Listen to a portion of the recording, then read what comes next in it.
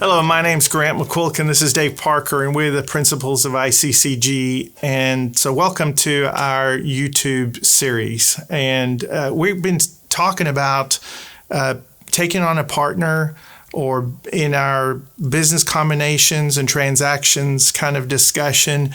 And so today we get to talk about two businesses coming together in a sort of a strategic combination, so to speak. You got one owner and another owner, and they're now going to be partners in this new business. Not always 50-50. Sometimes one's business is larger, the other one's smaller, so the percentages are negotiated based on valuation, and we can see another video on valuations.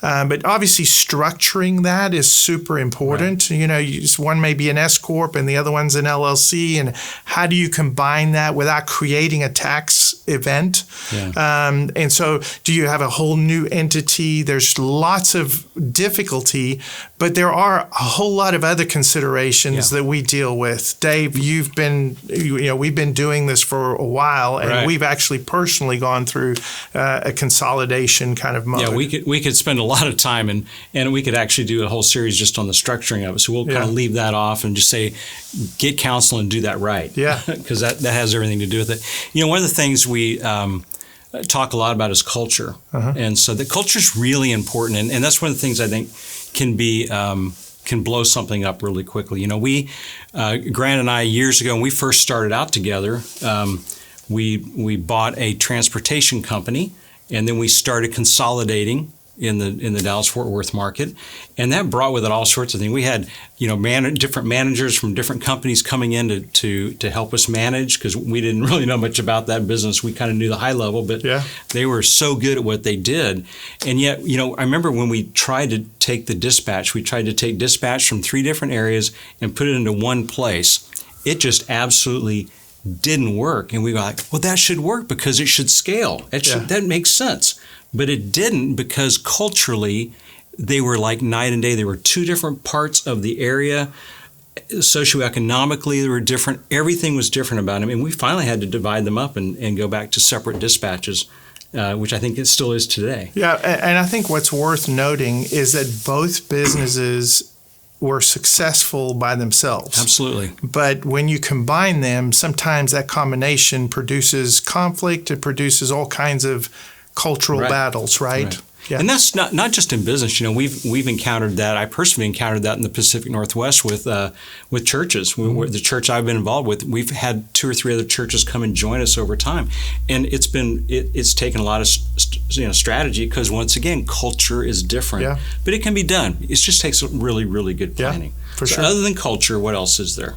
Well, there are the operations. You think when you're planning this that you're going to get some savings from decreased costs. Maybe your purchases are different and those kinds of things. But what we found also is that there is a difference sometimes in the way that the different places are actually manufacturing their product. Right. The quality checks are different.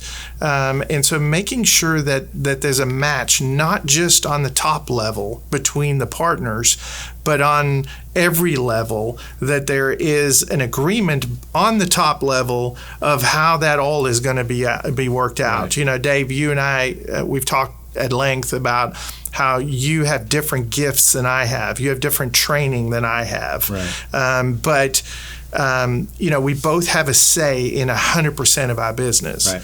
But there's certain areas that you take the lead on, and there's some areas where I take the lead on. You defer to me, I defer to you. And that has sort of morphed over the years, but the reality of it is that if you don't agree ahead of time, when you're combining 2 partners and businesses along with them, of what the roles of those partners are going to be in that combined entity, who is going to be the CEO? Who is going to have this particular responsibility? Right. And so if you don't have those hard conversations, the best thing to do is to invite other people in, like people like who do what we do, to have those hard conversations, ask those hard questions, so that you walk into a combination believing in what you're doing and believing in each other. Right. And I think that's really what you said, the last thing was really important, because, look, if you're going to bring two companies together and your goal is not to make those companies succeed at all costs, even if that means you taking a different role, then you don't need to do this. Yeah. Because, you don't all of a sudden lose your pride one day. You have to decide in advance that this is the way it's going to be. And I'm just going to go back to the roles thing just for a moment and let you guys know that, from Grant and I, just very practically, he's the bean counter. He's the finance guy. I honestly, this is not very responsible for me, but I don't even look at our bank accounts hardly ever. I laugh every time I say, well, I looked at him 6 months ago. Number one, because I absolutely trust him. And the thing that I've done is with some of our companies, one over recently that we didn't think we were going to have to run, but we did. I kind of handle the day-to-day operations. I'm more operations minded. I wouldn't even begin to know the tax and all the financial like Grant does. And we just let each other stay in their lanes. Yet we know that if there's a question to ask, we're the first ones to go to each other because of that trust level. Well, and that business that you ran for several years is a great example, because when we sold that business, there was a tax question right at the end, the week before closing, and we had to, because of the way the negotiations went, there was a big call to be made.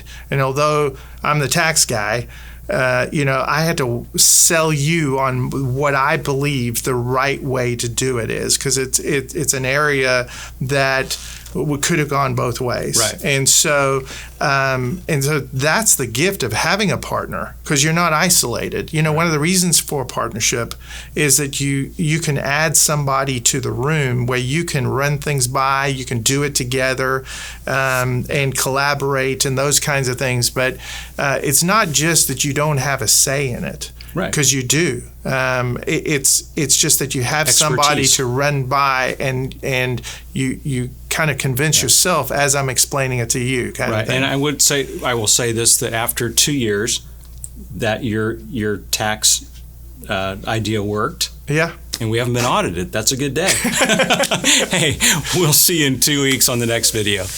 Hey, thanks for joining Grant, Dave, and the rest of our team today. My name is Andrew, and I'm with the business development side of ICCG. If you have any questions or want to talk to somebody on our team, please visit our website, follow the directions there. I'll most likely be the one to respond, so look forward to hearing from you. Before you go, please subscribe to our YouTube channel, and we'll see you next time.